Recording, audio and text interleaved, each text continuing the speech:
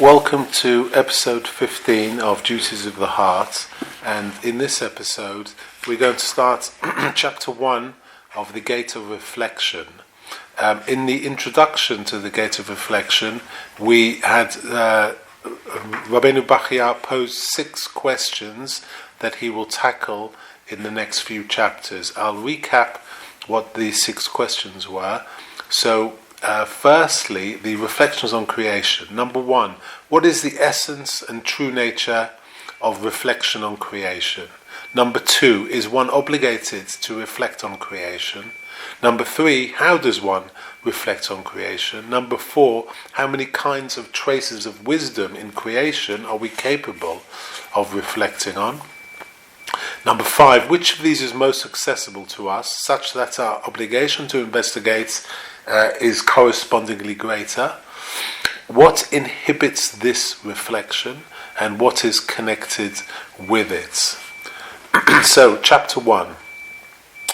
The essence of reflection on creation is number 1, contemplation of the signs of a Creator's wisdom manifested in creation, and number 2, the soul's appreciation of them according to one's powers of perception. This wisdom, though the traces of it are varied in the created things, is fundamentally and essentially one, just as the sun is one in itself and in its essence. Through its rays, when passing through white, black, red, or green glass window panes, takes on the different colors of the glass, just as the water used to irrigate an orchard bloom with flowers of different colors will, when on the flower, assume the color of the flower. Contemplate, therefore, God's creations, from the smallest of them to the largest, and delve into what has formerly eluded you, and, with God's help, you will find that they are as I have told you. Now, Rabbi Bachya will reflect upon free will and the diversity in creation and nature, and how this comes about. He continues, because the traces of God's wisdom in creation are varied, we must contemplate and ponder them until the whole matter is settled in our souls and established in our thoughts. If the traces of God's wisdom had been uniform in all created things, no one would have any doubts about it. The learned and the simple would have been equally able to recognize it. The reason the created things are not uniform is as follows. When a thing acts in a certain way, this indicates that its actions are not the expression of its own will, but only the nature imposed upon it, that there is some force that compels it to act in this fashion, and that it can act no differently. For example, the only power in fire is to burn. Water by nature can only cool. One who acts out of free will, however, acts in various ways at various times. Since the Creator, may he be exalted, has free will in whatever he does, is neither compelled nor forced, and has no given nature, he created diverse things according to the dictates and timing of his wisdom, so that their diversity would indicate his oneness and free will in all his actions, as it says in Psalms 135 verse 6, whatever God willed, he did, in heaven and on earth. God knows if it is on this account that all things were not created in one image and one likeness. Rationally, it would seem that this is the reason for diverse signs of wisdom in creation. His wisdom is unfathomable, but we have mentioned one out of many other aspects which we have not grasped. Consummate wisdom belongs only to God, and there is no power beside him. So Rabbi Bachya is describing that the manifestations of God's light throughout the world through creation are so varied and purposely so to show that God is capable of everything, and it is up to us to notice the subtle difference between species and different types of creations, that we better understand his powers of creation. And also it reminds me of his statement earlier on in this book, where he describes God's handiwork as being like handwriting. If we are able to identify God's handiwork through a style of handwriting. This style of handwriting does follow mathematical properties. We know we've discussed the ratios, the divine ratios, this kind of the Fibonacci sequence, for example, a certain handiwork, a certain style of handwriting, or let's say like a font for creation. And this is based upon very exact mathematical ratios. And if they are just spend a little bit of time understanding the rudiments of these ratios, you'll notice that it appears in nature. You can see a garden full of varied plants and flowers that look like they're all completely different species. But if you notice, there's a running through them is a single kind of ratio that, if you look closely, just repeats itself over and over again. And once you identify it, it becomes fascinating that things look so different, yet they are intrinsically made with the same ratio. So let's continue now with chapter 2. Rabbi Bachya continues. So, is one obligated to reflect on creation? One is obligated to reflect on the created things and deduce from them proofs of the Creator's wisdom by the dictates of reason, scripture, and Talmudic tradition. We are bound by reason to do so, for the mind testifies that the superiority of a rational creature over an irrational one lies in his superior ability to perceive, to understand, and to assimilate the knowledge of wisdom's secrets, which pervade the universe, as it says in Eov 35 verse 11, "Who has taught us more than the beasts of the earth, and made us wiser than the birds of the heaven?" And when a man thinks and contemplates the foundations of wisdom and reflects upon its manifestation, his superiority over the beast is in proportion to his understanding. If he ignores them, he is not equal to the beast, but inferior to it. As scripture says in Yeshayahu chapter 1 verse 3, "An ox knows its owner, and a donkey his master's stall. But Israel does not know, my people does not give thought." We are bound by scripture to reflect on creation in the following verses. Also from Yeshayahu chapter 40 verse 26. "Lift up your eyes on high and see who created these." And also from Psalms 8 verse 4. "When I see your heavens, the work of your fingers, the moon and the stars which you have made." Also he quotes from Yeshayahu 40 verse 21. "Do you not know? Have you not heard? Were you not told from the very beginning? Have you not understood from the foundations of the earth?" Also from Yeshayahu 42 verse 18, "The deaf ones listen, and you blind ones look and see." And he quotes also from Kohelet 7 verse 2, "Better to go to a house of mourning than to go to a house of feasting, for that is the end of every man. Let the living then meditate in his heart." And also from Ecclesiastes 2:14, "The wise man, his eyes are in his head, but the fool walks in darkness." And also from Proverbs 4 verse 18 and 19, "But the path of the righteous is like the light of dawn, which builds in brilliance until full day. The way of the wicked is as thick darkness, in which they do not know over what they stumble." And he continues, "We are bound by rabbinic or Talmudic tradition to reflect on creation in the following statements." And he quotes, "Whoever knows how to calculate the astronomical cycles and stars does not do so. Of him scripture says, they have lyre and harp, timbrel and flute, and wine at their feast, and they do not notice God's work. They do not see his handiwork." And that's from that last quote is from Yeshayahu. From where do we know that one is obligated to calculate the cycles of the stars? From the verse in Devarim 4:6. "Keep them and do them, for this is your wisdom and understanding in the sight of the nations who will hear all these rules."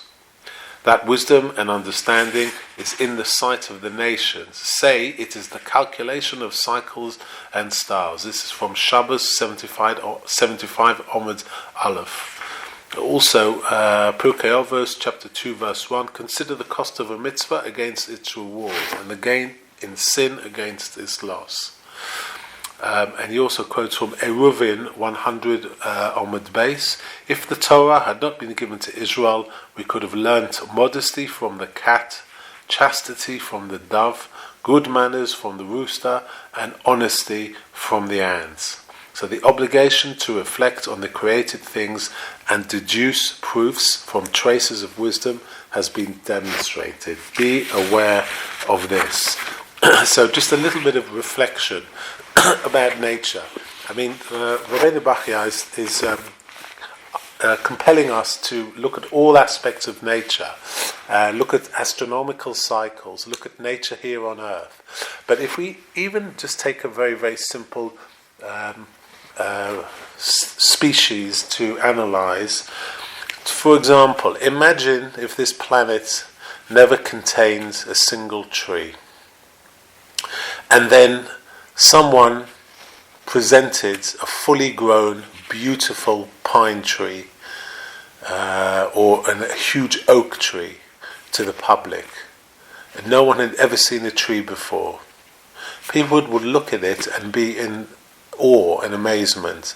They would think to themselves, what genius created this incredible statuesque being with its leaves and spread that seemed to be almost like a giant.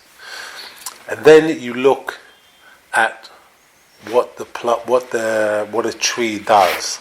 A tree has so many benefits.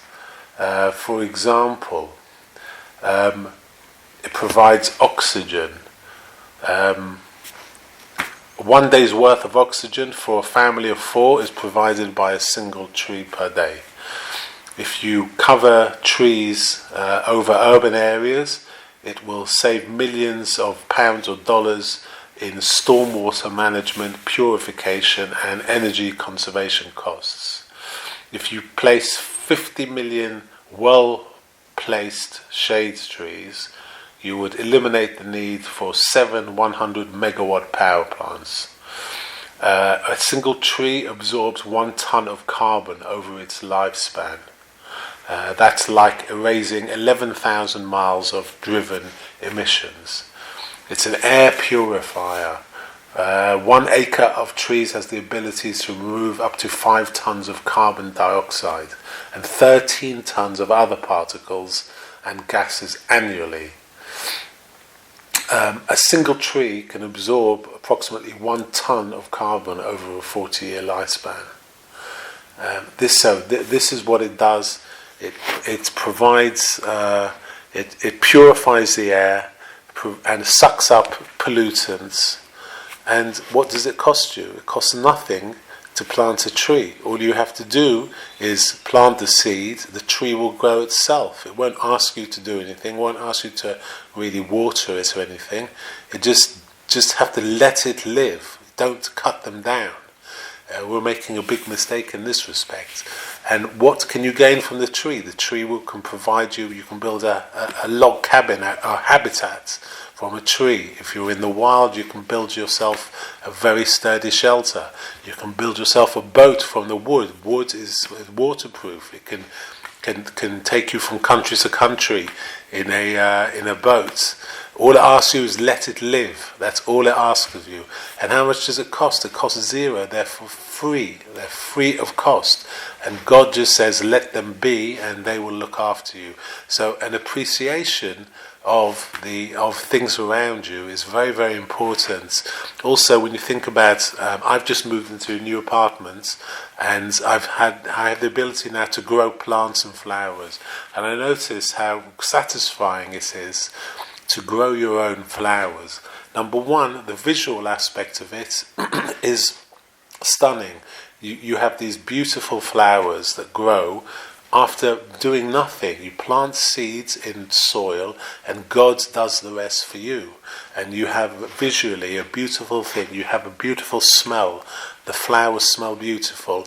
And what do I see now? I see bees being attracted to my windowsill. And the pleasure of seeing nature do its thing in front of me is very satisfying. And what did it cost me? It cost me nothing to do. And it's, you kind of feel yourself in this kind of little cycle in this world, that through gaining pleasure, doing something pleasurable, actually there has massive benefits outside of you. The bees do their thing, and you get the pleasure of beautiful flowers and a beautiful smell. So God makes things very beautiful and very easy to, if you do the right thing, God gives you a lot of pleasure from doing the right thing. So let's continue. Chapter 3. How does one reflect on creation? Reflection on creation means study of the original elements of which the world is composed, of the products that result from the combination of these elements, of the qualities of the constituent parts of each compound's various uses, and of the signs of wisdom exhibited in its production, form, shape, proper functioning, and in the ultimate purpose for which it was created. Reflection on creation means becoming aware of the spiritual and physical elements of this world, its causes and effects, its rational and non-rational creatures, its inert and active materials, its inanimate objects and plants, its higher and lower plants, and realizing that the Creator, may He be exalted, assembled and ordered the world perfectly, divided it along clear lines, and made it in such a way that it points to Him and reflects Him, just as a work of craftsmanship reflects the craftsman who created it, or a house the builder who built it. You should know that the world is made up of the material and the spiritual, so intimately mixed and fused that each of them sustains the other, like body and soul in living creatures. In all of these, the signs of wisdom exhibited are of three kinds. Number 1, clear and obvious signs of wisdom, which even a fool could not fail to detect, certainly not an educated person, such as the movement of the sun above the earth to illuminate the inhabited regions and to benefit the created things. As Scripture says, and he quotes from Tehillim 104, when the sun rises, they retreat and lie down in their lairs. Man goes out to his work and to his labour until evening. How manifold are your works, God! With wisdom you have made them all. The earth is full of your creations. Number 2, signs of wisdom which remain undetected by most people. Only the intelligent and insightful appreciate the good in them, such as death, which embraces all living things and serves the world's welfare, as our Chachomim of blessed memory expounded. And it quotes from Bereshis 1:31. And God saw that all that He made, and behold, it was very good. So, behold, it was very good. Me'od, this refers to death. Mot. That's from Bereshis Rabbah 9, verse 2. So too, King Solomon says in Ecclesiastes 4 verse 2, I praise the dead who have already died more than the living who still live. So Rabbi Bachya is referring here to the circle of life. We know that in nature that dead animals provide a kind of a ground for life to thrive upon. The earth will take nutrients from deceased bodies of animals and turn it back into something useful. This is a cycle that goes on throughout history, and death is actually a forerunner to life in some respects, and that's what's being referred to here. And number 3, the signs of wisdom which are observable from one aspect but hidden from another. A person of limited insight will fail to recognize them unless he focuses on them and studies them closely, such as the changing conditions of the 4 seasons of the year and the like. And so Rabbeinu Bachya continues now asking, what should be one's approach to this world? he continues, a wise and insightful individual will distill from this world the knowledge of its spirituality and subtle things, and using this knowledge like a ladder, he will attain proofs of the Creator of all, may he be exalted, and devote himself to God's service. The depth of his devotion will be in proportion to the depth of his feeling for God's greatness and glory, his perception of the signs of God's goodness and mercy to all his creatures, and his recognition that God endowed him with an abundance of favors and raised him on high before he had done anything or assumed any fine trait of character to deserve such a reward from him. Next, he will select for himself from the physical elements of the world the things that support his body and promote his well-being, but only enough to meet his needs and provide for his livelihoods. He will give up the luxuries and precious things of this world, which turn the heart away from God, and to try to work for his final home and destination after death. The world and its possessions he regards as a means of providing for this appointed day and latter end, and so he takes from it only what may accompany him on his journey. An individual who is ignorant of the ways of the world and unaware of the signs of wisdom found in it regards it as his permanent home and place of residence. He invests in it all his efforts and puts his whole heart and all his energies into it, thinking that he furthers his own interests. He does not take into account that the fruit of all his labor and all the property he has amassed will go to others during his own lifetime and after his death. Thus he totally neglects his interests in the next world.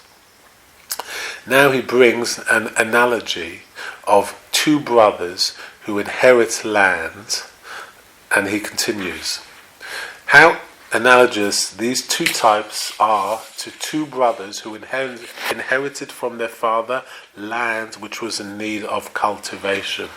They divided the land into two. Neither of them possessed anything else. One of the brothers was sensible and hard-working. The other brother was the exact opposite.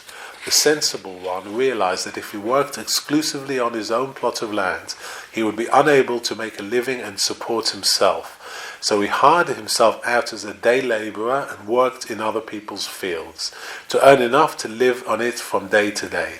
After work, towards evening, he would work for an hour on his own land with intensity and vigor. When he had enough left over from his wages to keep him for a day or more, he would not work for others during that time, but would work on his own field with great energy and zest. He did not break from this regimen until his land was fully cultivated.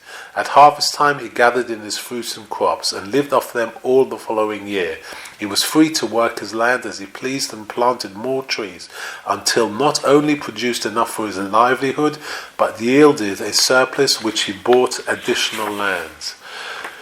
The foolish brother, realizing that if he worked his own land exclusively, he would not be able to support himself, neglected it entirely. He hired himself out to others as a day laborer and lived off the wages he was paid, saving nothing. When he had enough left over from his wages to provide him with food for a single day, he would take the day off to rest, loaf, and seek amusement, never giving a thought to his own land. In his spare time on work days he would go to the bathhouse. His land, meanwhile, remained desolate, produced nothing, and was overgrown with thorns. Its fence was broken down, and flood waters had swept away its trees. As King Solomon said, and he quotes from Proverbs 24, I passed by the field of a lazy man, by the vineyard of a man with no sense. And lo, it was all overgrown with thorns, its surface covered up with thorn bushes, its stone fence broken down. An intelligent person, after reflecting on this parable, will draw a lesson from it concerning his own latter end, which is his true home, and will work for it with a total commitment. For his earthly needs he will work as one does for others, only according to need and for subsistence. The fool, however, does exactly the opposite. He invests his efforts in matters of this world and neglects his interests in the next. As King Solomon said when observing the fool, I observed and I took it to heart. I saw and learnt a lesson. So Rabbi Bachya is indicating in this parable how we must manage our time. We must only do enough for our kind of worldly and earthly needs for this world, and make sure we find time to tend for our needs in the world to come, which are through learning, praying, and the doing good deeds. And he also, earlier on in that chapter, reflected on how we should be thinking about, reflect on the earth and its elements and how things combine to give us a better appreciation of God's handiwork. This is also reflected in Rambam's work, where he tells us if you want to raise yourself on a metaphysical level, the first thing you must do is study physics and various associated subjects to give you an understanding of the physical world. And once you have passed that or completed that coursework, the metaphysical side of studying will become much easier. And I think we're going to leave it there for today, and we will continue with chapter 4 next episode.